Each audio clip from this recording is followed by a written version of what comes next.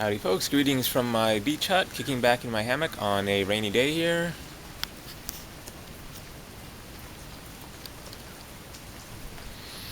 So this video is titled Spiritual Shortcuts, and I was having a discussion with a friend some time ago on the subject of whether there are spiritual shortcuts or the tried and true, various spiritual techniques are necessarily going to be sort of the long slogs, or whether or not so-called shortcuts actually work and can be effective.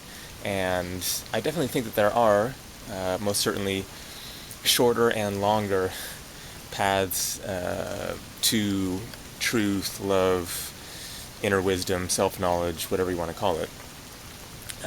And so I thought that I would just make a few short little videos just tossing out there some various ideas of my own that people can just kind of chew on for applying to their life and cutting off some of the long haul paths in order to come to a greater sense of self-knowledge and purpose and meaning in life and all that kind of stuff. So I'm just going to put them out there every once in a while, try to make them a little bit shorter videos without rambling on too long. So in this one, then I just wanted to throw out there the concept of seek to find your faults and to approach life and especially relationships, because that's where they really tend to come up, with just this sort of wide open mind and heart of seeing every time you discover a fault within yourself that you had been previously unaware of as an opportunity for growth and self-evolution. That, certainly I believe in celebrating who we are from a place of self-love and acknowledging our worth and our positive traits and strengths and everything. That's part of the equation. And yet acknowledging one's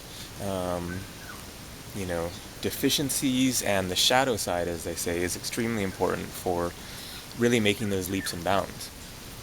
And essentially this is what I'm saying here is basically shadow work, but instead of seeing it as shadow work as being something that you do in therapy or in a workshop setting, something that you do in sort of this separate compartmentalized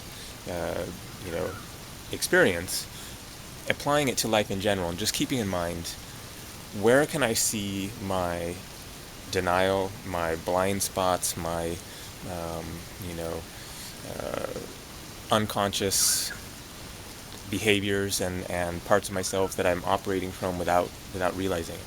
And from a place of non-judgment and self-love and acceptance and just realizing we all have our faults and our weaknesses, and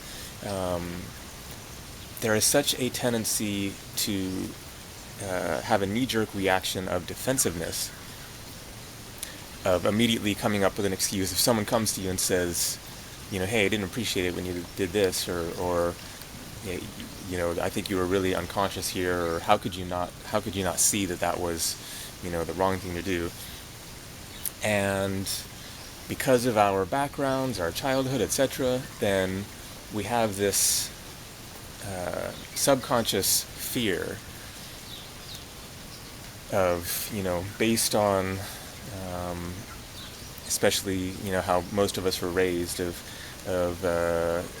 being cast into the closet or the timeouts, or in some way, when we do something wrong, therefore we're a bad kid or a bad person, and being ignored or disciplined, some way being shunned. And because we don't want to be a bad person, we want to be a good person, then we can't even go there. We can't even consider look deeper and be able to see those deficiencies, because we equate that with being a bad person. And so to cast that concept aside of it's not about being a bad person. We all come into this life and face our various challenges and difficulties, and it's simply about seeing our shadow, seeing our darker elements, seeing our weaknesses, so that we can embrace them and bring light into them and become more aware, more awake, more conscious, more available, so that we're operating in our life from a place of greater awareness and compassion and empathy for both ourselves and for others. So just to keep in mind, being more aware in your life of what you're doing and the reflections that you're getting back from others, and seek to find your mistakes and shortcomings, and celebrate that as an opportunity to come into a fuller, more whole version of yourself through embracing the darkness within, the shadow side, and in so doing bring more light into your being, so that you can be a more awake, more aware, more conscious person in life. So there you go. That's tip number 1. I'll see what else I come up with. Take care.